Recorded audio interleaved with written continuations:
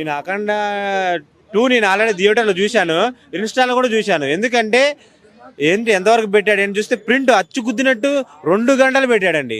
మామూలు విషయం కాదు ఇది. నేను షాక్ అయిపోయా. ఇన్ని రోజులు ఐబొమ్మ రవిని ఆపాం, మూవీ రూల్స్ ఆపలేకపోయాం, కానీ ఇన్స్టాలో కూడా పైరసీ రెడీ అయితే ఇంకా మరి ఎవడండి బాధ్యుడు దీనికి? 250 కోట్లతో తీసాడంట అఖండ 2. 5వ తారీఖు రిలీజ్ కావాల్సింది రిలీజ్ కాలేదు.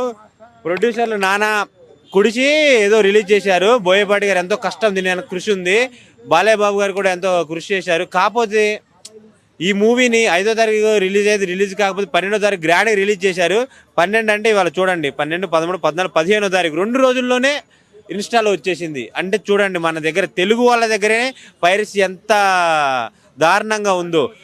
ఇలాంటి వాళ్ళని తీవ్రంగా శిక్షించాలని నేను కోరుకుంటున్నాను.